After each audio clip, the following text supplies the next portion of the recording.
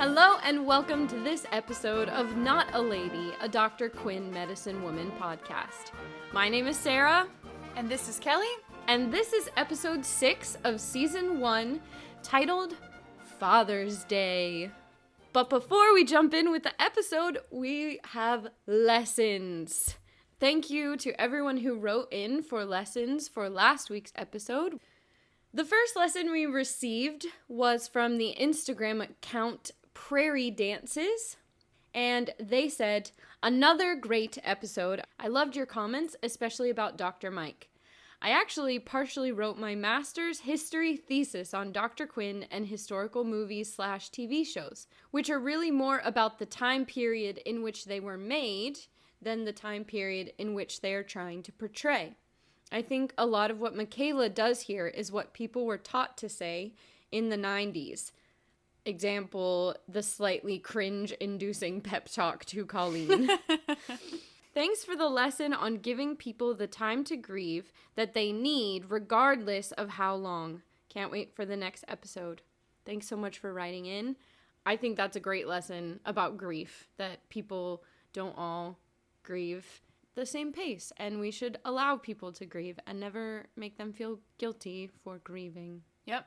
Also, Prairie Dances, I wrote them back and said I would totally nerd out to read this master's history thesis, and so I'm really excited. I haven't had a chance to read it yet, but I'm really excited to read this thesis because it sounds like the kind of things that I ended up writing as an English major. Yeah, like seriously. Picking books and movies and analyzing them, and it was super cool. I've got one here from Brittany Anderson on Instagram, and she says, "I think a big lesson from this episode of Dr. Quinn is forgiveness/letting go. Although Sully and Lauren's relationship isn't completely fixed, as we still see tension between them in future episodes, I do think the healing has begun for them in this episode, which I think is also an ulterior meaning behind the name of this episode. A reminder that the name of this episode is The Healing. She says not only is Lauren in need of physical healing, but also emotional healing, which is... I never thought of that. I know, I think we talked about Lauren, but that wasn't really, I think their relationship was mostly what we talked about. We didn't really talk about him maybe, individually in that way. So that is definitely a neat thing to contemplate now that she said that. A good title goes a long way. Because even I think you could play in Olive and Dr. Mike kind of had healing in their relationship too. In that episode. I know. The final lesson we received was from the Instagram account Gilmore Forever. And they said, "The lesson we learn is that no matter what has happened between people, at the time of need, we all need to be prepared to do what we can and just go beyond our disagreements and anger. Nothing matters at the time of need." You talked about that, Sully putting maybe his grievances or hurts aside in order to make sure that Lauren was okay. Right. Awesome, guys. Thank you for sending us those. Those are just a couple. Don't forget, we'll be doing the same thing for this week's episode and would love to hear any lessons. While these ones were more serious, because it was kind of a more serious episode, we are open to funny ones as well. Whatever lessons come to your mind while you're watching the episode or listening to the podcast, let us know. So I also want to mention something else. This is not a lesson, but it does have to do with a write-in, and it also relates to something that you just also alluded to about some continuity errors. So in an earlier episode, someone talked about having a story Bible, and because we recognize that there were different directors, there were different writers of the show, and there was no show Bible, that it does make sense that there may be some inconsistencies in the show. However, the Instagram account Petulis sent a message to our Instagram quite a few episodes ago, and I kind of read through this and I wasn't really sure what it meant, and then I watched this episode and I was like, oh, this means. So what she said was she wanted to let me know all the episodes, the Dr. Quinn episodes, were actually aired by CBS out of order, especially season 1, but actually 2 and 3 as well. You mean when they premiered? Yeah. Which I was like, what? No way. But then watching this episode, which I'm sure we're going to talk about, but it makes sense because in this episode, we kind of almost backtrack to right after the epidemic. I don't want to go too into it because we are pitching ourselves as a spoiler free. And so we're still going to keep watching in the order that was released by CBS because the release order is then how it was marketed on DVDs, and even if you watch, Kelly and I both watch via Amazon Prime Video, they order them in the order that they premiered.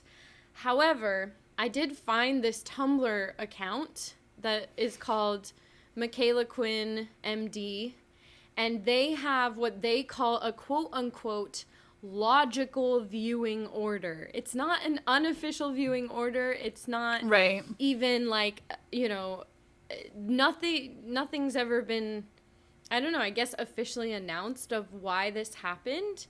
And part of me is like, was it just preparedness? Because I have reasons why I think maybe they didn't want Ethan Cooper to show up in what would be an earlier episode. Right. But if you want to check out the logical viewing order, you can check out this Tumblr page. I'll actually link it on our website just because I thought it was really interesting to see how they had pulled out moments and said, logically, this should have happened before this, and this shouldn't have happened after that. And it does correct what I would call, kind of continuity error or tension that we feel in this episode, especially when it comes to Dr. Mike and Olive's relationship coming from the last episode. So I'm just throwing that out there, and we can talk about it more if it comes up, but it's just something to think about. I don't know why CBS did that. In the Tumblr post, it said that CBS occasionally aired episodes of Dr. Quinn out of their order, like many television shows. So I don't know. Interesting. One more thing I wanted to add before we start. As you know, I'm in physician assistant program, and I am constantly learning.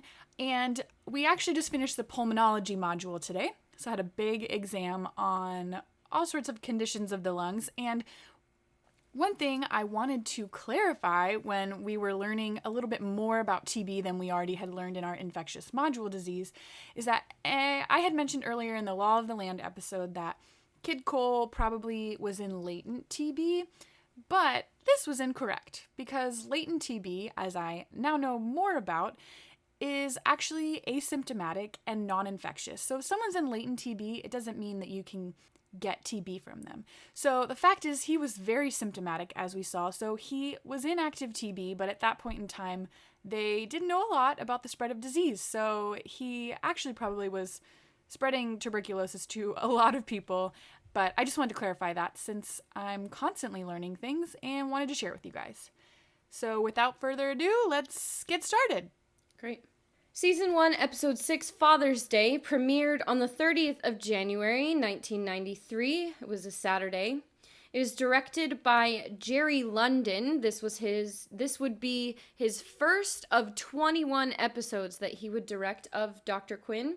He also would direct one of the direct-to-TV movies of Dr. Quinn. And he did a lot of other shows that he did a lot of other shows, he directed a lot of other shows, and I just wrote down some names, like Jag, the original Hawaii Five-0, Happy Days, Brady Bunch, Hogan's Heroes. All of those shows which we love. Yeah. Individual episodes of those here and there. The original Hawaii Five-0, Kelly, not your Hawaii Five-0. No, I know the original Hawaii the Five-0. Tom Selleck one. Hey, yes. Here's a fun fact of the day. Our dad looks like Tom Selleck. Okay, our dad has Tom Selleck's mustache. Basically, our dad gets told that he looks like Tom Selleck or Dr. Phil. There is no in between. But really what it is people it's the mustache. The mustache, yeah, exactly. But our mom did say that when she was younger, she had a crush on Tom Selleck, and then she ended up marrying our dad. So I think it's a thing. She practically married her celebrity crush. I'm just thinking of her listening to this. She's going to be like, are you serious? Well. Okay.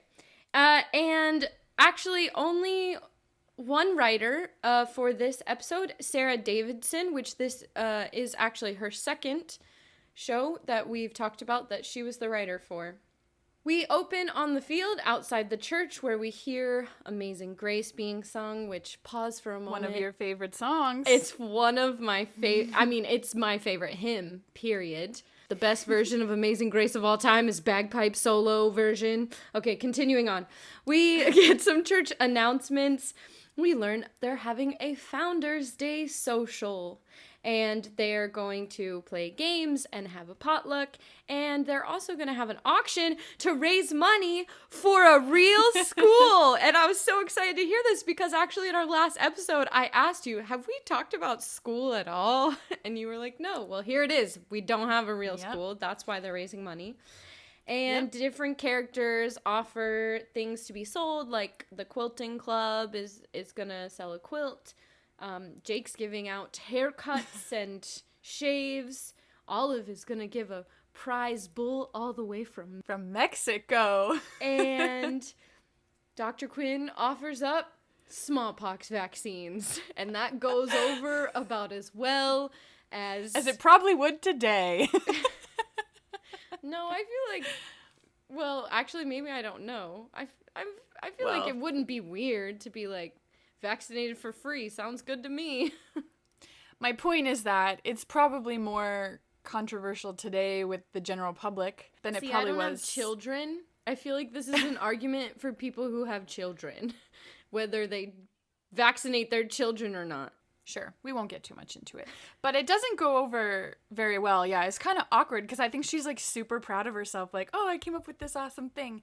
And nobody is really into that. But it actually is pretty interesting because the smallpox vaccine, which I feel like most people, I'm pretty sure anybody in medicine has learned about, Edward Jenner, who actually developed the smallpox vaccine, which was the first successful vaccine ever to be developed. And that was in 1796. Let me ask a stupid question. Do it. You're going to ask what smallpox is? Well, yes, but I was going to try and make it more logical and be like, are smallpox and chickenpox the same thing? They're not. Smallpox is something that actually took out a lot of people. You said that so politely. It took them out for dinner and a movie? Oh my gosh. No. It was like a plague. It swept through. Yeah, and so what's really neat about smallpox actually is it's actually been eradicated. The World Health Organization came up with a global vaccine campaign. It doesn't exist? Meaning it does exist, but we don't have like active cases of smallpox today. In fact, the last active case we had was like there was somebody in Bangladesh in 1975 and someone in Somalia in 1977. But no, we've officially eradicated it because they had this massive vaccination campaign around the world to make sure that we could get rid of it. Now, is that vaccine still being produced? Yes, because there's always the thought that smallpox could be used as, unfortunately, if there was a case of bioterrorism or biological warfare, we would want to make sure we still have the vaccine around. So somewhere in a lab that's probably has a million locks and a million key access codes to get in, there is a vaccine for smallpox, but it's not something that we actively give out today because it's not an issue for our population. That's amazing. I didn't know you could do that. I know. They need to do pretty that cool. with COVID. Well, they're working on it. Trust me, they're working on it. Yeah, at this time, for her to be able to access that was probably very realistic. I mean, she was probably ordering it from Denver, and she was getting vials of that vaccine. But, we know a lot more about vaccines today than we did before. And so the fact that, a little bit later on, we'll kind of hear these conversations of, people aren't really into that is because, again, there's not a lot of knowledge, so people are afraid of what they don't understand. Then the title sequence runs without the narration. Did you notice that? I didn't notice that. The title sequence was music only. There was no narration. This is the first time? Yeah, this is the first time. Interesting. And then a town is seen riding in on a horse. A man is seen riding into town on a horse, and that man notes the sign on the boarding house, which says, like, Charlotte Cooper's boarding house. Cooper's, yeah. And that man is played by actor Ben Murphy. And then we are outside the church where Dr. Mike, Emily, and Olive are discussing vaccines. And I guess Dr. Mike is trying to make a case for it and talks about, like, for a whole family, it could be a really helpful thing. And what's interesting to me is that Dr. Mike says, and giving a vaccine could prevent an epidemic. Yeah. Don't you want that? And then Olive says, I'm not interested, or, you know, she kind of says no, which is weird because the first episode that we met Olive in was the quote-unquote epidemic. So I feel like this town, the minute they start saying epidemic, people should be like, oh yeah, been there, done that, don't want to do it again. Yeah, and smallpox would be way more devastating than influenza for sure. But it's kind of funny because Emily's like, you know, maybe you should go to the quilting circle. Like, those women, they decide things around here. Things like vaccinations. And Dr. Mike's like, I don't have time for that. Quilting. No, but actually, does Dr. Mike strike you as someone that wants to sit in a circle? And does she even know how to? You know, then I'm like, that's my thought. Well, she was raised a lady. So yeah. I feel like she had a governess. That's a lady thing. It's a thing. It's a hobby that women take up, which, I mean, you're right. There would be a valid argument that Dr. Mike probably was never really interested in it. She was more interested in being at her dad's, you know, clinic with him. But yeah, but it's just funny that it's like, these are the women that, like, are the deciding factor for things in this town, and she's just figuring that out for some reason. Yeah. And if you think earlier, there was, like, we did see the quilters in an earlier, like, I think in the pilot. I where think it was she, the pilot. Like, storms over to yell at Reverend Johnson or whatever, and the quilters were, like, out there. So I feel like it is a consistent thing, and, I mean, ladies who have a say are going to be ladies who talk, and that would be a safe place to... Right. A safe, man-free place to talk.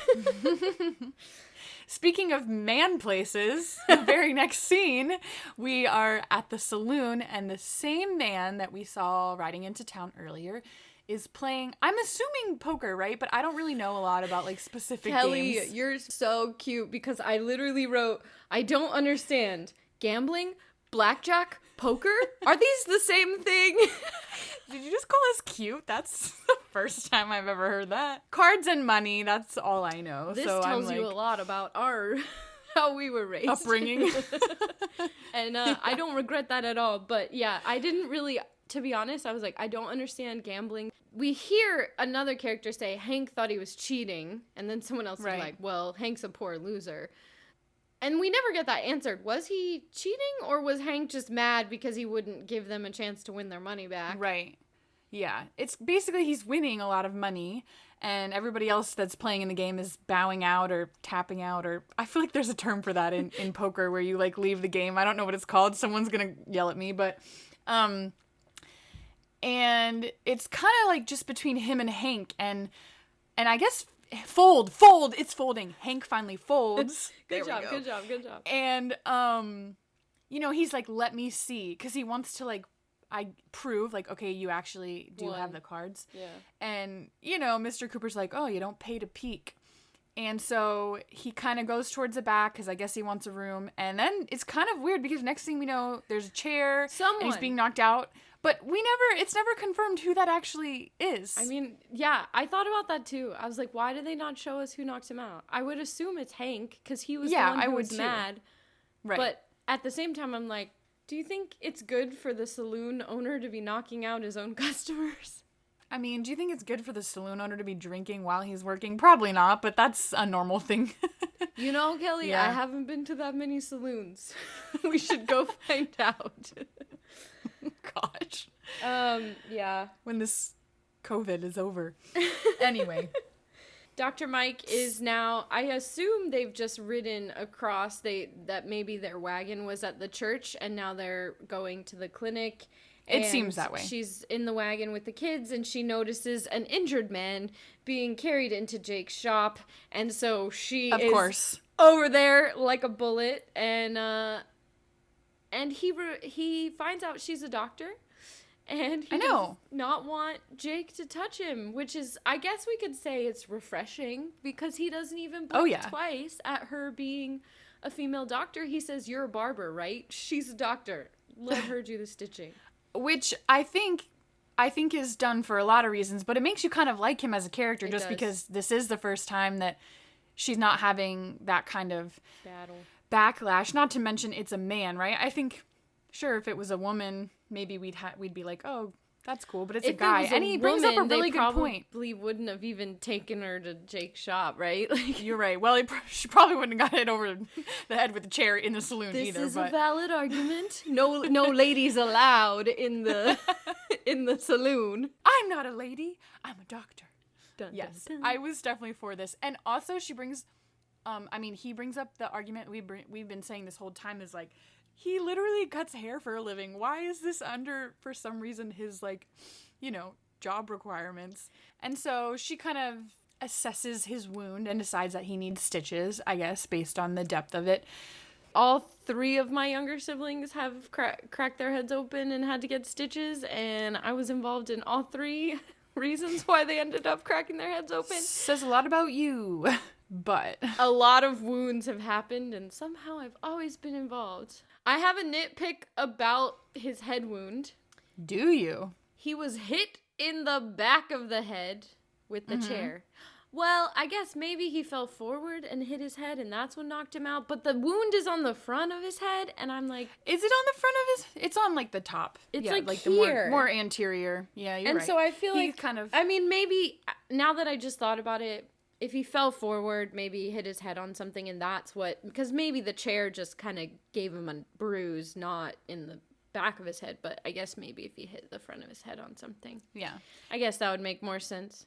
Look at you taking a good patient history, because it kind of does bother me. She doesn't ask any questions. She just looks at it and she's like, you need stitches. I'm like, she didn't even ask him, like, how did this happen? How long ago did this happen? Or like, what if there was something in the wound? Oh, for sure. I mean, and that's another thing, right? It's like, oh, let's just stip it up. There's no, like, actually cleaning of the wound. But what is accurate about this scene?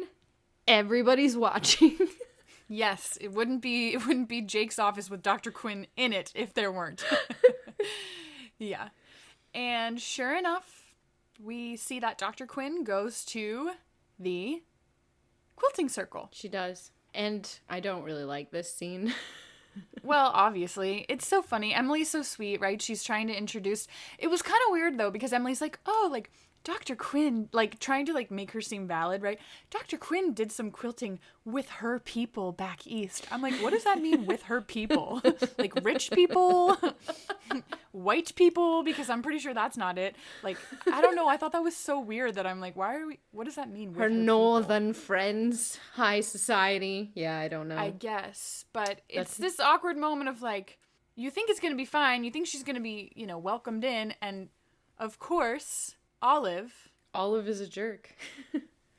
Yeah, and it was really hard to watch Olive be this way after the really touching moment we had with them in the last episode. Where she saved her brother's life. Well, not even that, but just like the I respect you and I'm thankful to you, whatever. Yeah. I'm just saying, it's not like she's a stranger that you just don't want to take the time to get to know. Right. Olive says to Dr. Mike, which I guess they're trying to present what is the core issue that Olive has with Dr. Mike, right? Because most of the time, if we don't like a person, there's a reason, right? But she says to Dr. Mike, and I guess this is her core problem with Dr. Mike, you act like you've got the answers to every question. So... I guess she's saying she doesn't like her because she's a know-it-all? Yeah. However, like, do you think that is a valid argument? Like, the reason Olive does not like this woman doctor is because she's a know-it-all? Yeah. Because what has Dr. Mike done that's made her seem like a know-it-all? To be honest, I think it's like one of those situations where Olive's had issues for a while, and this is maybe what pushes her over, because really the only thing that happened was Dr. Quinn offered for the sake of the school, like free vaccinations, right? Right. And somehow, that got turned into this idea that she knows too much and is a know-it-all. But I mean, I think that Dr. Mike does come off very confident. She does know a lot. She knows, like I just said, there's a lot of things that are going on during this time that are, there's fear because there's not knowledge of it. And Dr. Mike suddenly is coming along saying she has all this knowledge and she knows all these things. And I can see how that would be irritating to someone who's lived in the same kind of place, in the same kind of way for a long period of time. But I do agree that it's a little like, whoa, 0 to 100. Like, why is this what's pushing you over this one thing? Like, I feel like maybe that's a valid argument coming from, like, our male characters. Like, you think you know everything because you went to fancy school and are a doctor. But Olive, like Charlotte, is a strong, independent woman who is presented in the show as this woman who has very much taken on a man's role. She's a rancher. Mm-hmm. She traveled to Mexico to pick up, cows, and like her job and what she does is not traditional female, right? Like, oh, she quilts, that's traditional female, right? Not to say that quilting is oh gosh, we're about to get into gender. I'm not trying to like generalize, but what I am trying to say is I feel like, and I like that about Olive. I liked that about Charlotte. We love that about Dr. Mike, is that they've stepped outside of, in the historical context of their story, what was seen as this is the life a woman lives, and they've taken a step outside of it and they've done something more. And I feel like maybe Dr. Mike, like you said, she does come off confident, maybe even a little pushy, nosy, right? Kind of, this is the right thing to do, you should do it. We've talked about that, and that's just part of who she is. But I don't see that when it comes to Olive, like how that is the main issue that she has with Dr. Mike. I'm totally cool with her being like, my aunt died from a bad vaccine, so this I can't support you in. Get behind. But to say like, oh, well, you just act like you know everything, so I'm not interested in what you have to say, it doesn't hit the right mark for me. I think I can agree with you. I understand it, but I do think that the reasoning at this point in time is a bit odd. And like you said, we do get that context with her aunt, which kind of explains, right, why she's so skeptical. And that's completely valid. But it's like immediately after that conversation happens, it's like, okay, I'm going to leave now. I'll leave these squares for you, but I'm going to go. And it's kind of like, it's unfortunate because nobody else really gave their opinion, right? Other than Olive, who was quite opinionated, and maybe that's the point. And maybe that's their issue, is they're actually quite alike. Maybe preach. Maybe that's it. Like strong personalities coming together to butt heads. But the very next scene, we find out that Harriet has come to the homestead and is wanting her children to get vaccinated, which she didn't say anything at the quilting thing, but that's kind of cool that she came. And she says, don't tell everyone. She says, like, don't tell everybody else, but...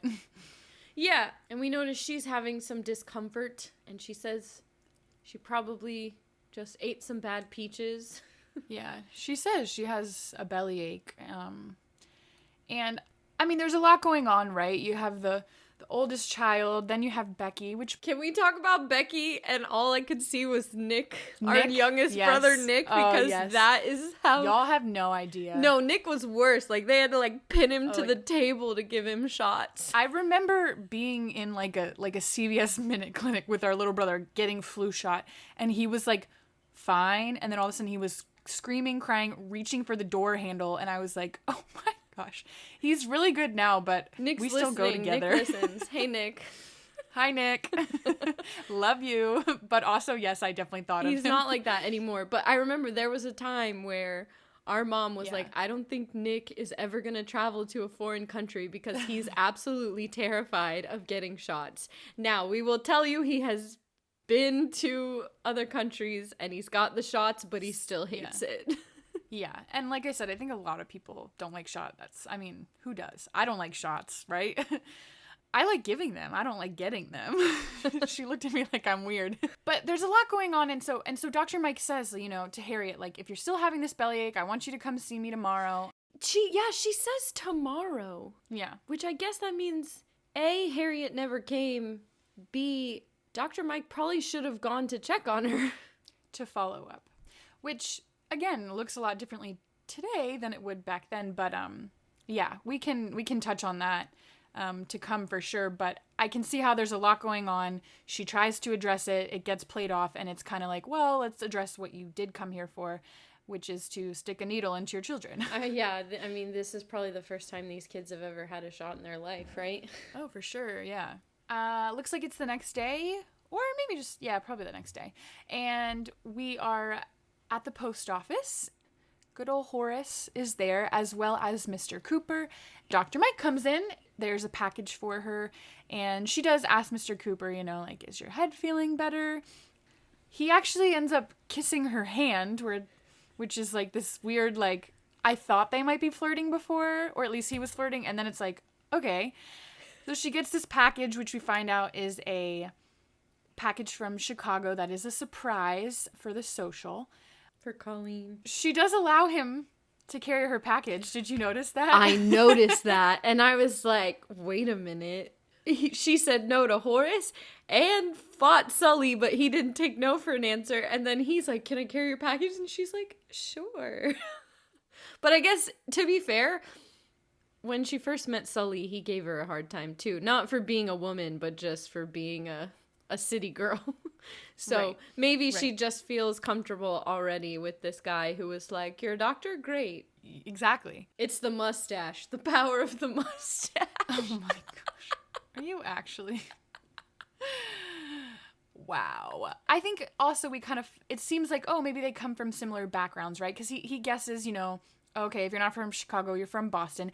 He seems to have a very nice wardrobe. He seems to be more educated and sophisticated than most visitors at this point. He shows a general interest in her history and who she is. And there's, like you said, there's a connection of, well, maybe, first of all, maybe some otherness. They feel, you know, kind of like they're other, you know, outsiders in Colorado Springs. But also, yeah, this connection of what is home or normal or just that he doesn't seem intimidated by her at all, in which people, I think, I mean, that's kind of the root of most people in Colorado Springs, we could argue, is that they're intimidated by her, and the way they react to that is either to be jerky or ignore her or belittle her or, you know, straight up tell her off, you know? Right. But he doesn't seem intimidated at all. In fact, he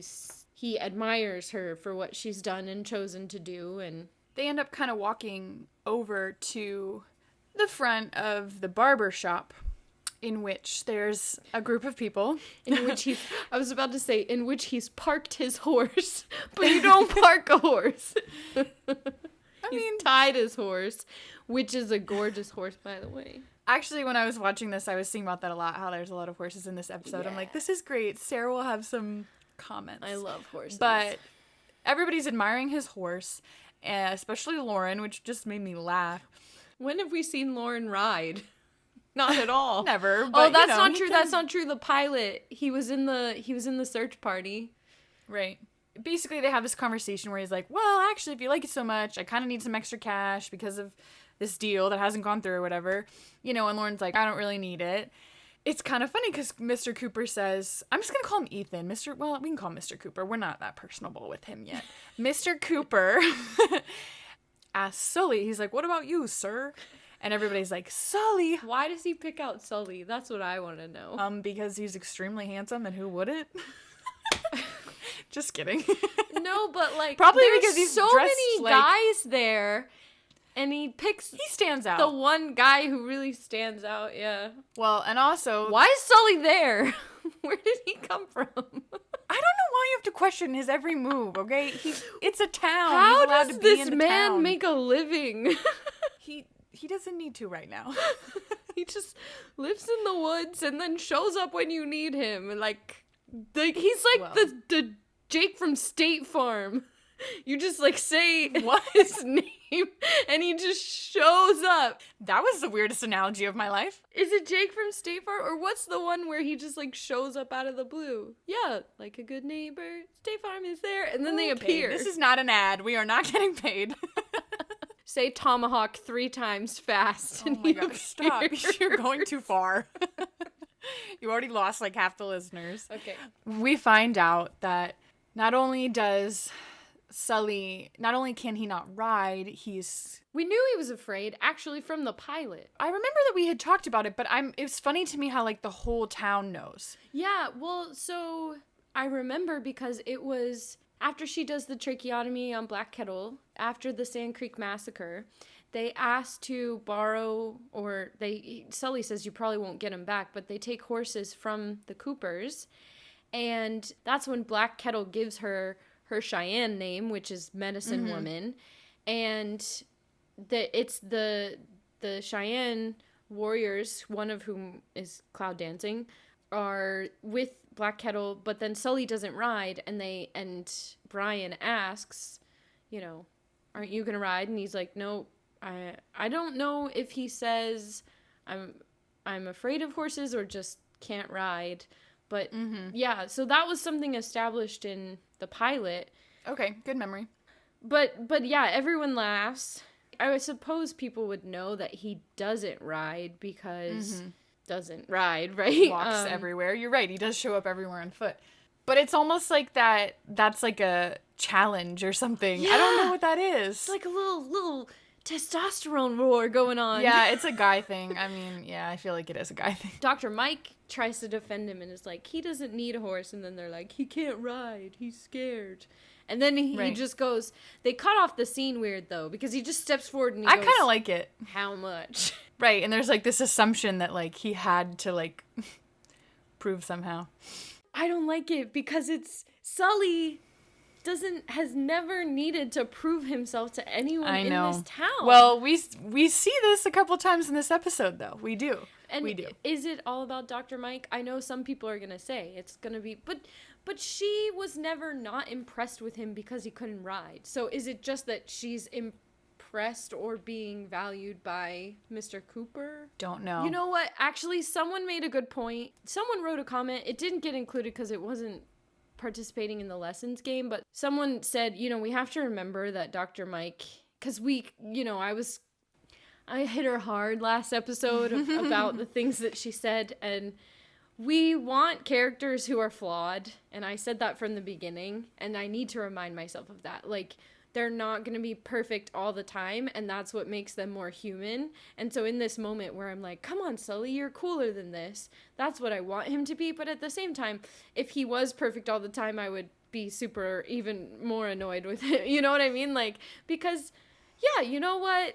The girl that, he's getting to know, this fancy man comes in with his fancy clothes and his fancy horse, and in front of everyone they say, oh, Sully's scared of horses. Yeah, that's okay. That he's allowed to be flawed enough to be like, I'm not afraid of the horse, right? He's not afraid of the horse. He's afraid of dying because of the horse, which is also a valid fear because I'm a horse person, and I learned from a very young age that the only safe horse is a dead horse. So it is not an irrational fear. They are large animals that have minds of their own, which is why we love them, but they're dangerous. Right. We are back at the homestead, and Colleen is getting fitted for her dress, her Founder's Day dress, which is very pretty, by the way. And there's kind of this conversation of like, oh, what if no one asked me to dance? Like, Matthew, would you ask me to dance if, like, nobody else did? And it's just kind of like this funny family moment. And then there's a knock on the door, and sure enough, it's Mr. Cooper. And there's kind of this moment with Dr. Mike where it's kind of like, oh, why are you here? And then immediately after, Colleen and Brian run and hug him, and they say, "Pa," so we finally understand that this mystery man is Ethan Cooper, their father. And I want to know, why did he wait so long to reveal who he was? Colleen was really happy to see him, which we went back and looked at the pilot episode. Charlotte actually never tells us how long it's been since he left. Yeah. But we know that he talks about it here too, like in Topeka, they had a farm for 4 years and then he just sold it and then he went mining and then the mine didn't get anything and then he disappeared with the money. Right. It does make me think how much time has passed, but Brian does recognize him and he's still at a young age, so part of me is like, it must not been that long ago. And I also have the assumption that Charlotte must have not spoken very negatively about him. Or maybe they're just kids and they don't care, because Matthew does have a pretty, like... He saw the truth. Yeah, right. Even if his mother didn't say, like, he witnessed those things happen. And again, we know that he kind of had to step up as man of the house after that happened anyway. So it is interesting, but he has brought all the kids gifts, right? And it's like, oh, well, this came from China. Oh, I even brought you perfume, Matthew, if you have a girl, which, by the way, he totally denies. And I love how Brian's like, liar. So this is the dinosaur bone that I wonder if it's actually a dinosaur bone that he shows. I'm sure it's not. Well, what I was gonna say is interesting though is he says Quinn? that he got it in Wyoming. Yeah. So I Last Googled. fall or something like that. I Googled. Oh, you were going to talk about something different. Okay. I Googled Wyoming and dinosaur bones. Because there wasn't a lot of historical stuff. But actually, Wyoming is said to have one of the richest fossil records in the nation. Which I did not know that. So there's Why does nobody know that? Because I'm pretty fact of sure the day. nobody knows But anything actually, about if Wyoming. you think about it in movies, when they go into the desert, in America to look for fossils. But anyway, yeah, I didn't know Wyoming. So That's interesting. It makes me wonder, because I think we're supposed to kind of believe that Ethan Cooper is a perpetual liar. Well, because he is. But then historically... I was like, actually, that's accurate. If it's a real dinosaur bone, or maybe he did his research too and was like, I'm going to give them this buffalo bone and say it came from Wyoming because everyone knows that's where... You know what I didn't look up, though? What I didn't look up is, when did Wyoming become a state? Okay, so Wyoming, however, officially became a state in 1890. So, it could have been a territory before that. Yeah. I didn't dig that much into those kind of historical records. Also, fun fact, when I was reading about paleontology in the Wyoming territory, there is a lot of Cheyenne mythology and folklore where they have certain creatures in their folklore that they believe were inspired by fossils that the Cheyenne tribes would have come across during their time in that region, which I thought was super fascinating and kind of a cool connection too. It is a connection. I wondered about that because, the capital of Wyoming is Cheyenne. So I wondered. I think that your third grade or your second grade elementary school teacher would be so proud of you for remembering the capitals of the states. Yeah, it's really helping me in medical school, by the way. It's really coming in handy. All right. Nonetheless, I like that we are able to see that Dr. Quinn is questioning and calling out, because I don't remember if he says, like, oh, I was in Wyoming last fall, and she's like, I'm sorry, I thought you said you were in San Francisco. And he's like, oh, did I? Yeah, like my mind can't keep it all straight, haha. But I think it's very intentional, and you can kind of tell it's intentional by the producers or whatever, or directors or whoever's job that is, that the writer, like, okay, we're kind of already doubting, suspicious of him, and now we're getting this in continuity in his storytelling. Nonetheless, Oh, can I say one more thing? That scene ends with Ethan saying, I'm really thankful to you, Dr. Mike, for taking care of my burden. Well, so right before that, too, we get this explanation, all as viewers, we're kind of like, okay, but why is he here? And, he says, like, I found out that their ma died. I So I made my way back from all his journeys and everything. And he does. He says, I'm grateful, for picking up my burden. Yeah. And it's like, it's the way he says it is so good because I can feel every viewer cringing and being like, JK, don't like you anymore. Which is annoying later because then we get this like montage of him like doing all these fatherly things and I'm like, okay, picking up your burden, I see. Yeah. But I'm glad that they have Dr. Mike say, oh, they are no burden, Mr. Cooper, like she was obviously glad to do it. Next scene. Robert E. is trying to teach Sully how to ride. Robert E.'s a good friend. Brian's also there giving advice. So cute. I do have to say it is more obvious here that they did use a stuntman because the shots of Joe Lando are much more close.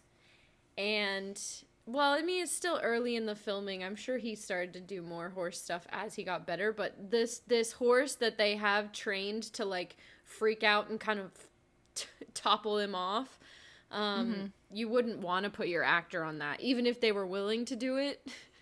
Most production companies are like, no, we're not risking the safety of our actor unless you're Tom Cruise, who somehow, says, I'm doing it all. Right. Also, and we'll see the stuntman again when we see the front shots of Sully riding.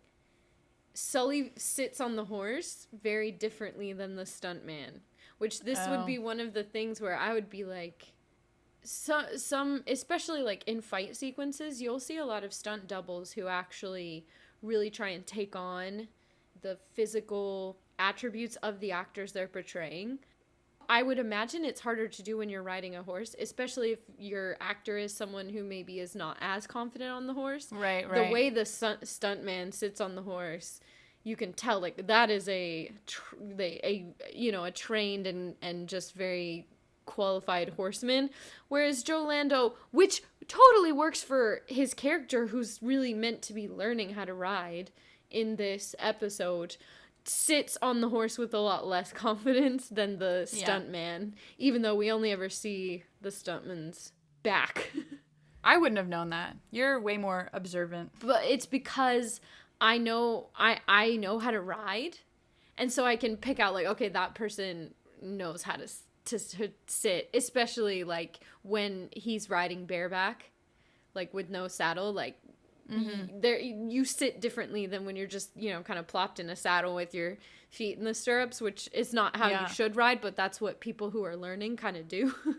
Yeah. And he gets tossed, and we would assume maybe that evening Ethan is teaching Colleen how to waltz and invites Matthew to learn. And Matthew's like too cool for it, but then he goes outside to practice on his own, and it's kind of cute. And then this is where the montage begins, where we see him teaching Brian baseball. Yeah. But there is like that weird there's a split second where there's this just like a moment where Mr. Cooper's like, oh, like when you guys come with me to San Francisco, like just casually mentions it, and Dr. Mike and Matthew kind of both look at each other like a little skeptical of like, wait, what? Okay, sorry, this was not a conversation we ever had. Yeah. And then you're right, there's this montage of them. I like the baseball scene also because a lot of people might not have ever, like, I think a lot of people would assume like Brian doesn't know what baseball is, maybe just because they live out in the country. But actually, the game of baseball was only, in North America, was only invented in Cooperstown, New York in 1839 by Cooperstown. Oh, yeah. By a young man named Abner Doubleday. Abner Doubleday, the guy who is kind of credited with inventing baseball, went on to be a Civil War hero, and baseball went on to become one of America's most beloved national pastimes. It was cool to think about, oh yeah, he probably hasn't learned baseball because it hasn't been around for very long. Yeah. Again, you thinking of things that I definitely wouldn't think of. And then we're in the garden, and they bring up Foxglove and Digitalis again, and I knew what she was talking about. Yay! Also, now that I've actually finished the cardiology module, it's really interesting because we talk about digitalis to treat arrhythmias and congestive heart failure, but I actually learned a lot about digitalis today. We don't use it that much because it's actually extremely toxic for the organs. Wasn't digitalis what she gave Maud? It is what she gave Maud, which she had to order. Yeah, that she ran out of, and that's why Maud died. So I really like the fact that now she's trying to grow it herself so that she doesn't have to wait on just shipments. I thought that was a really interesting... No, I think it's awesome, and I'm really glad you caught that connection, because I was like, oh man, that is what I think is so cool about, you know, rural medicine, underserved medicine, international medicine is... Yeah, you have to find a way to have solutions to problems that normal, you know, cities or scenarios don't have to think about. And so I'm like, that's awesome. And we have to remember that was the first patient she lost when she got here, and that was very significant for her. So yeah, I thought that was super awesome. I really enjoyed that. But they kind of actually have a serious conversation. It's serious, but it's also kind of lame because he basically says Charlotte exaggerated everything, and we don't believe it for a minute. Yeah, and that's because we really like Charlotte, right? But also because he hasn't proved himself to be the most truthful person. But the moment where it's kind of like, oh, like, hasn't there anything in your life that you had to do just in spite of anything? You had to follow a dream, you know? And she's like, yeah, but I also, and I assume that is like coming here. Nobody understood me coming here, but I wanted to do it and I had to do it. But she says, you know, I also know what it's like to lose a father. And I was like, ooh, good dig. Yeah. But Charlotte says that in the pilot. Like, it doesn't matter how you lose them. Right? Yeah, very good. Yeah. So... And he kind of twists it to be like, that's why I'm here, to make it right with the children. And you think, okay. Yeah. Like, we're... Why else would he be here other than that reason right there? Next thing we know, Sully is bringing a very large turkey. This is what he does. I asked what he did earlier. Yeah. He just goes hunting. Yeah, he hunts. Exactly. And he brings them a turkey for dinner. I love when he hands her the turkey and it's like, funk. Like she almost can't hold it up. You're like, that's a big turkey.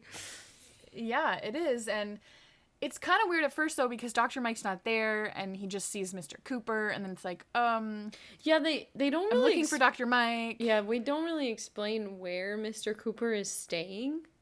So I think it is kind of weird. Yeah, I think at the beginning there's this assumption he has a room at the saloon, but he's spending an awful lot of time at the homestead, which is fine, but I think it's this moment of like, oh, like, well, you brought it, you should stay for dinner. And he's like, no, it's fine. And then the kids are like, seriously, Sully, like, you have to stay. Yeah. Well, it's Matthew and Brian basically beg him. I know, I'm like, oh, only like one alpha male allowed at the table at one time, or like, what is the situation here? But it is kind of like that, where it's like, but it's weird. It is this weird thing of, I think that's what it's kind of implied of, like, he's usually, he has dinner with them all the time. We've seen it, but there's someone else there. He's kind of like, I don't know, would you say that Sully's been a father figure, and now that their father's actually there, it's like this weird thing? Or is it more of... I feel like, for Brian, he's definitely been a father figure. I think for Matthew, maybe more of a friend, or like a man a mentor, man to respect. But yeah. I mean, he's definitely been a male presence in their life.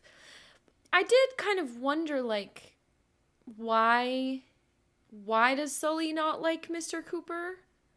Because I think part of me at the heart, you know, I want kids to have a relationship with their dad, right? Because I know the value of, a father is a very important person in your life. And I recognize that there are many fathers and mothers in the world who, you know, failed to really do that job. And we're very blessed to, you know, have a mom and a dad. And maybe this is what Dr. Mike's thinking too, is she's like, I would rather these kids, you know, have an opportunity to really know their father, even though, he messed up and he hurt Charlotte and he hurt the kids, right. But he's here now, and I would never, you know, wish to take that away from them. It's their dad. Yeah. And so part of me, I guess, maybe it's just Sully has intuition that he's already suspicious of his motivations. Maybe it's his intentions with the children, or maybe he's suspicious of his intentions with Dr. Mike, which is it's all valid because we know that is it's an interesting dynamic. After Sully decides to stay for dinner, we see Matthew kind of has been almost the whole time really standoffish with his dad, and he's struggling to chop, and he freaks out at his dad, which I think he has every right to. And I love seeing character development in Matthew, and I've said this before, like I really feel like we haven't been given much of a chance to get to know him as a character. And so I love that when he questions his dad, it's not ever about his own emotions. It's about, for a year I watched my mom wait for you to come back. You know, he's like, why did you never write? I think in the last episode, was it the last episode? Yeah, in the last episode where Colleen was mad at Dr. Mike, and I think I said, like, I wish I knew what Colleen was feeling in that moment, but I think Chad Allen does a really good job that when he's asking or just presenting his mother's struggles, we know, even without him saying, what that was like for him to watch his mom hurt and to have to step up and, you know, fill a role for his family, for his siblings, and be okay with the fact that he had lost his dad too, you know? And then Ethan's answer of like, why did you leave, is like, I had to find my way and get some answers. And I'm like, to like, what? Okay, are you like 20 years old? Yeah. And he even like tries to apologize, and Matthew doesn't really. It's interesting because I'm like, does he just want him to say sorry? But he doesn't, because he tries to, and it's like, it's not what he wants to hear. Well, I mean, I think this is definitely one of those things. And with Matthew being older, like Colleen and Brian are so excited about their dad being back that they don't focus on their hurt of losing their dad. Whereas Matthew's like still so hurt that he can't even be excited. And he knows that saying sorry is not going to take away the hurt that he experienced, but also his mom, right? Like his mom never got closure with that. And I guess that's hard. Like, she had to struggle because of what he did, you know, and raise 3 kids on her own. And I mean, the thing is, we're all like, Charlotte was amazing and she did it really well. But yeah, that's really hard. And then when he asks, you know, why didn't you write, we learned that Ethan Cooper cannot read or write, which is really surprising. When I saw that scene, the question I had was, I wonder what the literacy rate actually was during that time. Like, how many people couldn't read and write? And census information from the 1850s to the 1860s suggests that between 75% and 90% of adult whites were literate. Wow, that's more than I would think. Actually, me too. I was like, wow, that's way higher than I thought. I guess it's not, considering we are kind of post the initial immigration, right? There will be more, obviously, people immigrating from Europe, but this is post-Revolutionary War, post-Civil War, so it does kind of make sense that for, mind you, white men, right? Because I doubt this literacy rate, included women. And if it did, it was probably only high-class white women. But yeah, no, that definitely seemed higher to me as well. That's for like all of the U.S.? That's for, well, census information would have been, census for the territories and states. Maybe more states. I just wonder with like the amount of population. Yeah, well, because I'm thinking like, you know what it's like for people to do the census now. They go door to door. Like, I can't imagine that was happening in the same way. Extremely accurate. Right, because back then, like, Dr. Mike's family, Dr. Mike and the Coopers, like, they don't even live in the town. So I feel like them, probably on average, if you had actually had a census worker go to Colorado Springs, I kind of doubt he would have gone to every homestead, not in the city. Yeah. But yeah. for this was and that's why it's like 75 to 90%. Like that's a big range. Right. So I don't think it's like totally inaccurate that Ethan Cooper is illiterate. And there were some notes in my research that kind of said some people could do basic things like read a sign and write their name, but some people, but whether you consider that literate or not could... Oh, that's true. That could be subjective. Right. So, because back then, that was what your average worker would need to do. They would need to be able to read a sign, on a shop, and they would need to be able to sign their name if they were, buying something, and maybe know their numbers. So is that literate fully? I don't know. But it does make me wonder about Ethan Cooper because, like you noted, he seems well dressed. Mm-hmm. I guess we're supposed to, as we go forward, we think, oh, he's this classy businessman. Maybe it's all just a big lie and he just keeps stealing from people.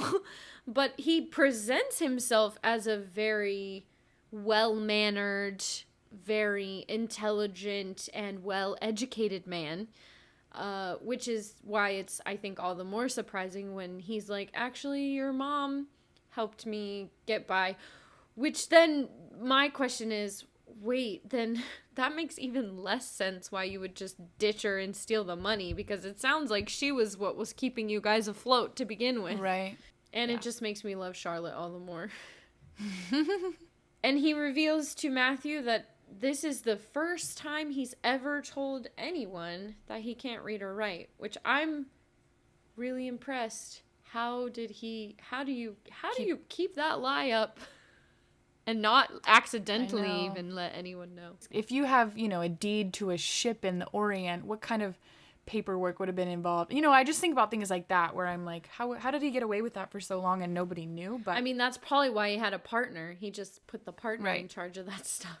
Right. And he was probably, he's very charming and likable in a way, so he was probably the guy who made the pitches and convinced people we're a good investment, because that's basically what he did to this whole, well, not to this whole town, but to Dr. Mike and his kids. He was able to put on this amazing front that they're like, wow, he's really changed, he's really committed to this family, and really he's just waiting and plotting to get money. And I have to wonder, like, if they weren't having the Founders Day social, like, was he planning on stealing money from Dr. Mike? Like, what was he gonna who was he gonna steal from?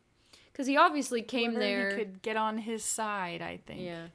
We know, and at the dinner table when it's like, who's gonna carve the turkey, and they both stand up and you're the guest, it's your turkey, like, it's very... Well, I feel like the guest is a little bit of a dig, right? Oh, yeah. Oh, it's like reminding him. Like, by the way, this is normal. Yeah. And you are the, like, outstanding character in this play. Yeah. And, of course, we have Mr. Cooper say a prayer that's very nice and full of... never separate our family again, or something like that. Right. But there's also, like, eerie music playing while it's happening. I really don't think the music works. And I wrote that down. But is it supposed to be, like, foreshadowing of, like, this guy's not who he seems to be? Yeah, I felt like the music was almost overkill for that. Because we've already established enough with his, like, conversations that we don't fully trust him. To add that where he's, like, giving a prayer and then being like, like, I don't know, like the Jaws theme song or something. I just remembered something. I know why Sully doesn't like Mr. Cooper. Because Wolf doesn't like him. Oh, there is. I forgot he, like, growls and barks at him when they come up. Maybe Sully's like, you have bad intentions. Speaking of intuition. Because my dog is telling me that. Because dog owner here, if my dog didn't like someone, and my dog loves everyone. I was going to say, your dog loves everyone. Exactly. So if he started going nuts at somebody, I would be like, what's wrong with you? Something's not right. Yeah. After the eerie music, well, in the prayer, he says something that kind of alludes to the fact that he's staying. And they straight up ask, like, does that mean you're staying? And he says, no, I'm not staying, but I'm going to take you kids to San Francisco. And of course, Colleen and Brian are ecstatic. And they're very intentional about camera angles here, I feel like, because kind of pans to Sully and Matthew, and they're both looking at Dr. Mike. To see her reaction. Right. And then Dr. Mike's sitting there with tears in her eyes, you know. I like that. I like that they both... Because I'm sure they have opinions on that, but I'm sure their first concern is, like, what does Dr. Mike think about all this? Because she's been their Well, and that means guardian. she's going to be alone. If he takes the kids, right. She's going to be alone. Right. So the next day they're outside. She's hanging clothes, and the two younger ones, they're really smitten with this whole, their dad and all these ideas he's kind of put out there for their future. They're talking more about this plan to go to San Francisco. He's telling Colleen about her room with a canopy bed.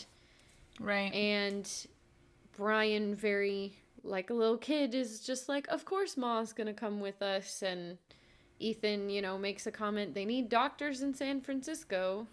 And her response, I like that she doesn't say much of anything, but then she says, well, they need a doctor here. Yeah. I like that she says there's a lot of call here. Yeah. Which is kind of so interesting to hear that from her, that she still sees a need there, even though it's been such a battle. Like, part of me is like, wouldn't it just be easier to go to a big city where they won't reject medicine and maybe will be more accepting? But she really feels called to this place and these people, and I think what's hard is the kids are a big part of that for her. Absolutely. Now we are in the woods, and I really like this scene because it's Sully and Cloud dancing and their horses. Cloud dancing has the most beautiful paint horse I've ever seen, and I want that horse so bad, and I love the horse. Yeah, well, Sully basically is like, well, this horse came to me, you know, which is kind of funny because I'm like, is that how that happened? But, I mean, maybe it is in his mind. But we do get some context to why he is afraid of horses, because his brother was dragged to death, which is actually one of the first times so far we've heard about anything about his family, really. Cloud dancing is like, you need to thank this horse, you know, for the gift it's going to give you, and do not leave this horse. And, you know, Sully's kind of like, what? I don't know. There's this like moment where he's like, sorry, what? You know? And then we have that montage where it's like, Sully with the horse, leading the horse around, petting the horse. I would have been totally happy watching the horse. If more of this episode was, just Sully in the woods bonding with the horse. And I'm like, I literally was watching it and I was like, this is my dream. A horse, a dog, and me in nature. No people. I thought you were going to say, a horse, a dog, Sully, me. I mean, I guess I wouldn't argue to that too much, but... Wow. Did you hear that, listeners? She's trying to get on the Sully bandwagon. I am here for you. I support it. But yeah, no, like, I'm like, that sounds lovely. Yeah, and then, I mean, the next morning, it looks like he's walked with the horse all the way to Dr. Mike's house. To the homestead. And here we see this, they feel very safe, I think, in their relationship, in their friendship, because he's not afraid to say, don't let him take the kids. He lost the right to be their father. And I like what Dr. Mike says, too, because I think I do too. It really does make sense why she's like, I think if we, you know, from a legal standpoint today, it would be like, he's their dad. He can take the kids, right? But where she says, you know, didn't you ever make a mistake that you wish you could go back and set things right or fix things? And I feel like that 100% makes sense, that that's what she sees. And like I said, even a part of me is like, I want these kids to be able to have a relationship with their dad. Like, that's a good thing, even if he messed up, you know? And we want to believe people can change and have second chances. And that's a good... I never want to be someone who stops seeing the good in people, you know? Yeah. Unfortunately, there are some people who would be like, yeah, but guess what? That gets you hurt a lot more. And it does. And in this episode, it does too, you know? But I'm glad that they didn't make Dr. Mike be like, yeah, that's ridiculous. These are my children and I'm going to fight for them. And because I think they could have probably done that. Yeah. But I like that, just as you said, like, he's given me so far no reason not to really trust him. They deserve to know their dad. Yeah. Like, I promised I would take care of them, and I'm still trying to do that. Yeah. But I also want to do the right thing for them, not just selfishly for me. And I like that. And I also feel like that makes Sully a good friend too, to like be able to, like you said, have that accountability to just be vulnerable and call her out, because that's what he sees. And so, and I think because he knows too, right, that she is feeling that. She's choosing to be selfless, but he knows that she loves these kids and this is really hard for her. And the moment's interrupted though, because sure enough, Mr. Cooper comes on the wagon and says, you know, there's a sick woman in town and I came to get you. And we quickly realize that sick woman is Harriet, the same woman who brought her children to get vaccinated and who was having kind of that stomach pain, and she is dead basically on arrival. We find that out, and her husband takes her home. The children follow. It's sad, and suddenly we're in this moment again where Dr. Mike feels very responsible. And the reason for that is she saw that Harriet was in pain. She saw that there was some sort of issue, but she didn't follow up, so she either has guilt about not following up, she has guilt about not seeing the signs and symptoms and maybe asking more questions, and she's having that kind of feeling again, which we've seen, you know, with Maude, with Charlotte. I guess also this episode, she's been really distracted, because like even in the moment when she notices that Harriet was having pain, it was like Becky was having her freak out, and so it was like, okay, just do this thing. Even as a viewer, I forgot about it. Yeah. You know, she says outside the clinic to Mr. Cooper, like, she had a burst appendix, which I'm not sure how they found that out, because she didn't do an autopsy, so you can't see that on the surface. Like, your appendix is like connected to your large colon, so there's a lot of things between your skin, like your abdominal skin, and that. I don't know. I would have liked more context to that. Well, here's a question I have, because she said it had actually been a week since they came to get the vaccinations. Would a burst appendix be that slow to kill you? Because I always thought that appendix is like fast. Right. Acute, quick onset. And normally, once you start to have symptoms of like appendicitis, it's normally going to be within 48 to 72 hours that we normally see rupture can occur. So that is very interesting that you caught that. Just to give a brief overview of appendicitis and appendix rupture and everything. The appendix is, like I said, attached to that large colon, and it has some purpose with the immune function because it houses a lot of your gut bacteria, but it's probably vestigial, which just means it's a structure that lost its function in the human species over time. We have a couple things like that. What? I've never heard that before. Yeah, and so if it gets infected, again, because like I said, especially in children, it serves as an immune function, housing that bacteria. Well, if that bacteria lead to infection, then it can rupture. And these people would normally present with that right upper quadrant pain. They're going to have nausea. They're going to have vomiting. They're going to have a decreased appetite. And you're going to have that painful inflammation of the abdominal wall and also possibly sepsis. So I can see how those symptoms could have been present when Dr. Mike saw her. But do you know how many like conditions can present with abdominal pain? Like 1,000,001. So she would have had to take a much better history than she did. But with the rupture, if there's a hollow portion of that appendix and if it gets blocked, you're going to have increased pressures in that appendix. You're going to have less blood flow. The bacteria are going to keep causing inflammation and tissue death, and eventually it's going to burst. And think about if it's just a sack full of bacteria and infection and it bursts in your abdomen, like that's really not good. And so I don't know. For me, it's kind of like hard because again, today I would do certain physical exam tests and I would do a blood test to see if there's signs of infection. I would do a urinalysis. I would do a CT scan. There's a lot of things that I would do to confirm a diagnosis, but she doesn't have that at this time. So the fact that she's able to say that and then feel so responsible, for me, I think about this a lot, and it's really funny. I was talking to one of my PA classmates today about, like, how scary it is, how scary it would be if you were to miss something that could cost a patient their life. And it makes me really want to, like, study more and be more invested and understand more and practice more, because I don't ever want to be that deciding factor between somebody and their life. But what I do like about healthcare is there's a lot of checks and balances. This is why there's so many levels to healthcare, and they all are equally vital, because it's not just my job to be the only one to look at exams and diagnose patient. Like, no, there are radiologists, and there are other PAs and NPs and doctors and attending physicians and nurses and nursing assistants. Like, everybody has some sort of responsibility in that. And what's hard is Dr. Mike doesn't have that. For me, it's hard because she feels so much responsibility, but I don't even know if that's accurate, because I really don't think she could have known. And like we said, like, it's unfortunate she didn't follow up, but Harriet didn't, seek out more help for that issue, nor did her family. They get on the wagon and go back to the homestead, and Dr. Mike basically says, like, there's no...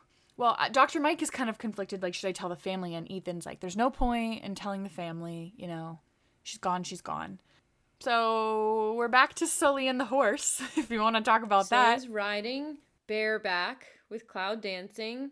I like this scene a lot. I like where Cloud dancing tells him, you and this horse were made by the same creator. Therefore, you are one. And Sully starts to canter, and he just canters off. And this is where it kind of but they have this shot where you see Sully, like, smiling while riding, which I love that shot, because it's really showing. Yeah, me too. He's enjoying it, and he's feeling comfortable, and he's not afraid. And then he just rides off. He's like a model. His hair is, like, flowing in the wind, and he's, like, riding this horse. The new Old Spice commercial. I'm on a horse. Oh my gosh, no. What is with you and all your references to commercials today? I don't know. No, I think, but I kind of like, where is this storyline going? Like, what is the purpose of all of this? Because, by the way, he's about to lose his horse. Well, I think it's, Cloud Dancing says it earlier, where he's like, I've been afraid my whole life. And Cloud Dancing says, that which you fear will always, like, come in front of you. Like, will always come to you. Like, your fears, you'll always have to face your fears. I think that's what this is about. It's about him facing his fears without being afraid or unwilling to try or change or whatever. If you're horse people always say, like, a horse can tell if you're afraid. A horse can tell if you're nervous. So you can't lie to a horse. You can't pretend your way out of it. And so maybe we could say that there's, like, a subtle theme of honesty here. Like, Sully has to be honest with his fears and his doubts, in the same way that Dr. Mike kind of analyzes, like, when is it appropriate to be honest. I think it's just meant to be a growing storyline, and I like that we get to see him and his and Cloud Dancing's friendship more in depth. But now, interestingly, he's riding bareback in this scene. In the very next scene, where he rides into town, suddenly the horse has a saddle on. And I know that the sole reason for that is so that Ethan can steal the horse with the saddle on. But I'm like, that is weird. Because if he learned to ride bareback, he should keep riding bareback. Like, he's trying to be civilized. He doesn't want to be a savage, as Mrs. Quinn called him. Yeah, maybe. Yeah. But we're at the auction. Yep. Yeah. And I really like her dress and her hair in this scene. Her dress I like this dress a lot too. It's a nice color, but she gets all sad when Harriet's husband wants to buy the quilt because it's the last thing his wife ever worked on, which is sad. But then she, like, goes kind of, I don't know, I guess to contemplate. Yeah, to process it. And Sully comes over, and I get, again, she's doubting, like, if she's competent. She's doubting if she's like, how can people trust me or know that I know what I'm doing? That's what I feel like they're kind of having her wrestle with, is I was wrong. I didn't know. I can't tell people because they won't trust me. Yeah. Yeah. She didn't I get that. do anything wrong, you know? Like, she didn't Yeah. make a wrong choice. She just didn't act at all. And I know that that's what she's struggling with, but... And this is where I think this episode, the theme of this episode doesn't match up, because Sully says, speaking the truth, that's what makes people trust you. Mm-hmm. So right here, we have a spelled out theme. If you want to gain people's trust, you have to be honest. Be honest. Our episode will land on the opposite of that. That's true. So then they're dancing. I don't have much to say about this. Ingrid's in a pretty dress. And Matthew doesn't ask her to dance. Colleen's dancing with their dad. Suddenly, Mr. Cooper asks Dr. Mike to dance, which then pans to Sully looking very uncomfortable. And then suddenly they're doing like it's just them dancing. Everyone is watching, clapping, and Lauren looks unhappy. Lauren does look unhappy. And then he tells Dr. Mike that she can call him Ethan. Ooh. And he wants to stay and settle down. He's like, oh, now I have a reason to stay. And I'm like, ew, you know how many times that line has been used, dude? Like, you danced with her one time. Chill out. Okay? Well, and then he's like, I got something to do. Okay, bye. And then he heads straight from the church where the money is. Yeah. Like, was that just to flatter her, to convince her to... To keep her occupied with her thoughts, yes, so she'll be not suspicious. But luckily we have Sully, who, at this point in time, you should be grateful that he is where he needs to be, because... But see, this makes sense. It makes sense that he's there, because it's a town social. And then he gets held at gunpoint, and no one seems to notice Ethan go running out of the church, and Sully running after him. Then the whole thing where he whistles for the horse, I'm like, oh, I did not see, like, the first time I watched this, I was like, did not see that coming. Like, we've had this whole horse storyline that has had nothing to do with Cooper, by the way, and then it's like, oh. I know, that's why I think it's, like, disappointing, because, like, there was this whole huge thing of, like, Sully bonding with this horse. I know. And I'm like... Dude, make him walk. Sully should get to keep that horse. A, he paid for it. B, he bonded with it. But Dr. Mike actually has noticed at this point and kind of says to Sully, like, what? And he's like, he stole the money and he stole my horse. And she's like, he wouldn't do that. And, she's like, you must be mistaken. And Sully is like, I got to find a horse to borrow. He borrows a horse. Dr. Mike borrows a horse, which, again, is... And no one notices a thing. Well, it'd be different, like, today, right? Stealing someone's car would be a lot different than just borrowing your horse. But, Ethan rides out of town. Sully follows. They're jumping over fallen trees and being cool and stuff. There's some cool stunt riding in this episode. And I think they do a really good job of, they do these kind of wide shots where it's the stunt guys, but then they also get some face shots where you actually get to see the actors riding, horses at high speeds. Right. And then they get in a fight on top of their horses. Sully actually throws some punches up in there. Yeah. And then they topple off the horse. Yeah, he's like being choked. Yeah. Isn't he being choked? Yeah, he's and like then strangling him. Dr. Mike fires her gun, which startles... Well, I think it's Cooper's gun. Oh, yeah. And Ethan's comment is about being a dad, I'm just not up to it. I was going to pay the money back. I'm in trouble. We see a lot... Basically all of his true character. Yeah, like here. Everything that he said. Now we realize, like, he was just playing a role. And, I'm glad that Dr. Mike, the first thing she says is, like, how could you do that to the children? Like, forget about me. How could you do that to your children? Well, because it's not even just, like, leaving and never talking to them like you did the first time. Yeah. You've waltzed in. You've built this relationship. You've planted these ideas in their head. You've brought all your fancy gifts, and then you're just going to disappear, like... And he says, I wasn't ready to be a father. But then he's also like, I really care for you. And I'm like, you're a liar. She's not falling for your little facade. But then Sully's ready to take him back to the town. No, Sully's ready to take the gun away from Dr. Mike. And she's like, no. And we're like, you're not going to shoot him. We know you're not going to shoot him. But, like, what are you going to do? She decides to let him go. Sully's like, what? And she says, let him disappear. It's true to his nature. And Sully got the money, but lets him go on the horse.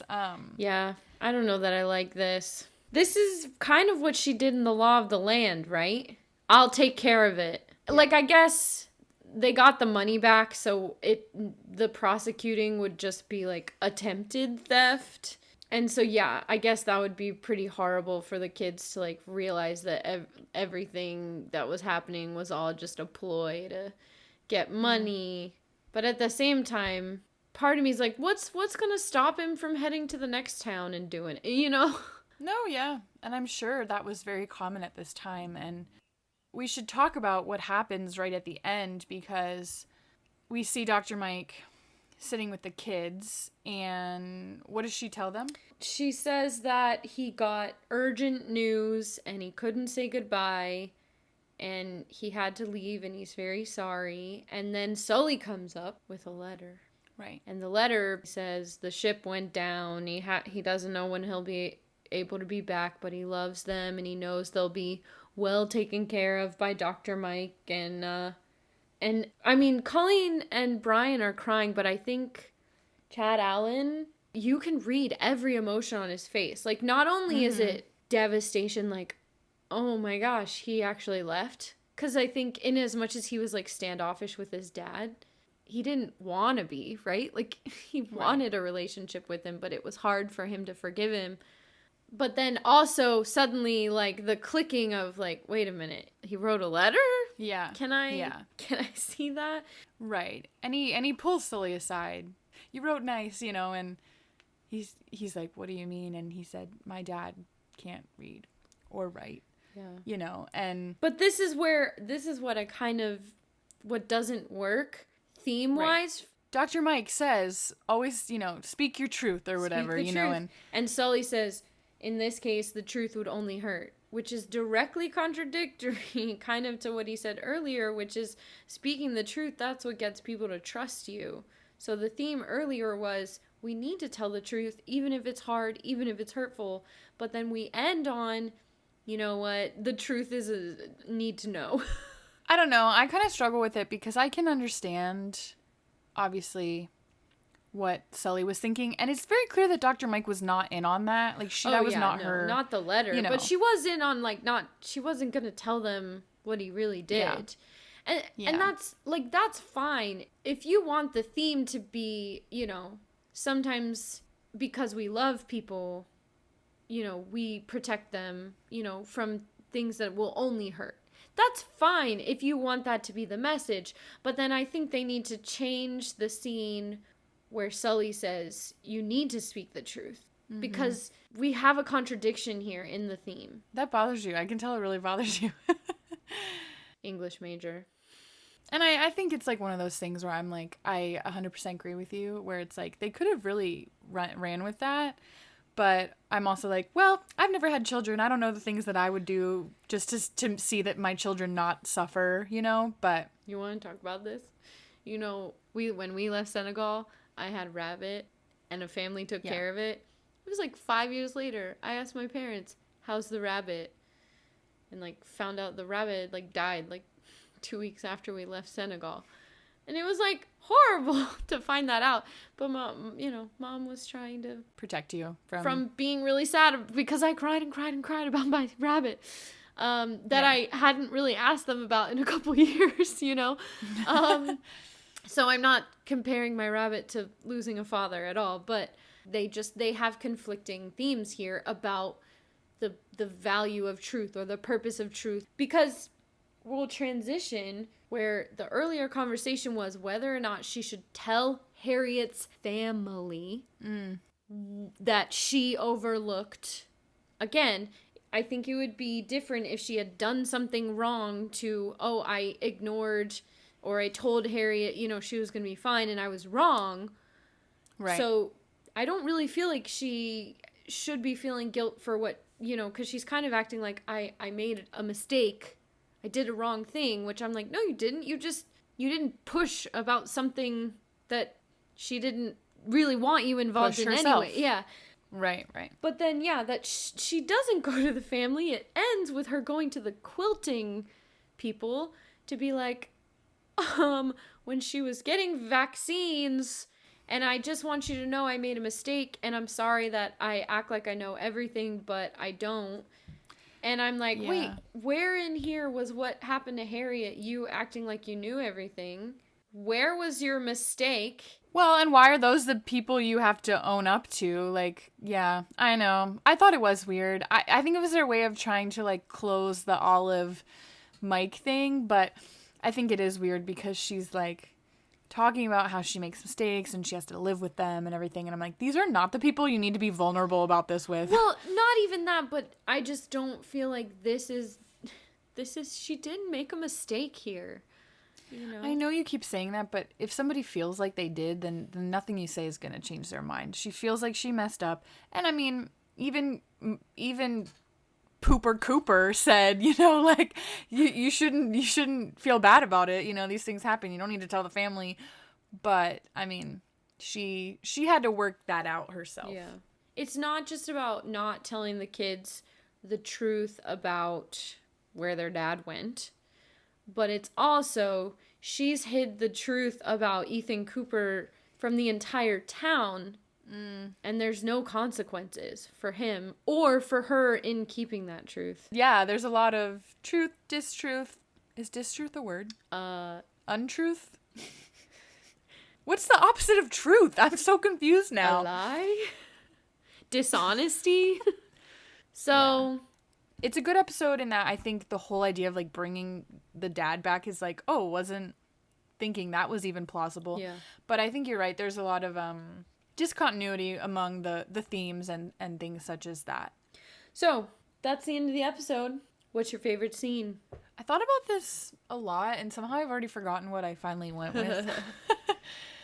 I don't know. I'm stuck. I'll tell mine. My favorite scene in this episode is Matthew and Ethan talking. Really? Yeah, where I just really like Chad Allen's performance in that part and how much he is focusing on his mother's emotions and his father's actions, and that he's not even talking about himself, but you can feel that he's been carrying this weight of his mother's hurt, his father's betrayal, and just getting to see deeper into Matthew and his guardedness, because I think we saw that, especially, you know, in the first couple episodes, that he really protects himself and he protects his siblings, and that this is where it started, you know, and he felt like he had to almost put a shield over himself in order to protect the people that he loved and not let it overcome him. Yeah, I like that one too. I don't know. I feel like the more also we've talked about this, the more I've kind of changed my mind about certain scenes. I think just because of, like, some things that I've recently just, like, thought through, or thought that the whole idea of, like, feeling responsible for missing something on a patient and that kind of responsibility that lies with you and how scary and disappointing that can be. I don't know. A lot of me, like, really identified with that, but I don't know. I really actually think that my favorite is she has that line, you know, where they're outside and she's hanging up clothes, and it's kind of like, oh, like, of course Ma would come with us, and she doesn't exactly respond. And I think that's, like, I don't know, I think it's neat because she doesn't want to, like, they're very excited and she doesn't want to, like, crush it or anything. But I like, you know, he says something about, like, oh, there's a lot of, they need a lot of doctors, you know, in California. And she said, there's a lot of need here too, basically. I don't know. I just like that line because, without going into too much personal things, that's how I feel about what I want to do. And I think it's a nice snippet into how much she perseveres and believes in something and how tenacious she is. And I just like that. Just by one line, she can say that, and no amount of excitement about a new life or a new man or anything could change what she feels she's called to. And I like that. I think there are people that are called to underserved communities like that, and I just happen to think I'm one of them, so I really like that. Yeah. We need to rank this episode now. Oh, I totally forgot about ranking. We have number 1, Pilot. We've done so many episodes that we actually have, like, a list. Pilot, The Visitor, Law of the Land, Epidemic, The Healing. I think this, for me, is really a decision whether I like it better than The Healing or not. No, I agree. For me too. I was just thinking, do I want it above last week? I think I know what I'm thinking, but I don't know what you're thinking. I kind of feel like I liked the healing more. You didn't. I mean, I had a lot of issues with some of the... I mean, I think actually it's kind of similar issues, right? Some theme. Yeah. And there's some good character moments, but then, yeah, we're missing the mark on just the overall, like, the communication of the episode is not saying what I think it should be saying. So I kind of would say, if I would ask myself which episode am I more likely to watch again, I think I would watch the healing again because of the Sully and Lauren storyline. Yeah, I agree. And because I think we also said in the end, I think the healing with I had issues with the Colleen storyline, but then I think the Colleen storyline actually did hit where I wanted it to. Whereas this one, I don't feel like any of it hits where it should. No, I actually agree with that. I really do. So we will put it at the bottom of the list. Numero 6. Why did they call it Father's Day? Is it supposed to be like Founders Day and their father is there, so it's Father's Day? I don't know. I feel like that's a good argument. So yeah, sure. Well, thanks for sticking with us, guys. Hope that you enjoyed this episode. We would love if you would let us know any lessons that you found pertinent to this episode. Please let us know. You can find us on Instagram, Twitter at Not a Lady Podcast. You can also find us on Facebook. We have a Facebook page, and we are actually on a couple Facebook groups. Not a Lady, a Dr. Quinn Medicine Woman podcast. You can also email us. We check our email pretty frequently. It is notaladypodcast@gmail.com. And of course, don't forget to check out our website, notaladypodcast.weebly.com. Thank you guys so much for listening. We're so excited for our next episode, which has been actually an episode that people have actually written, and we're like, we can't wait for you to get to episode 7 of season 1, which is Bad Water. So we really, really appreciate you guys listening, and we will see you on the next podcast. Bye, guys.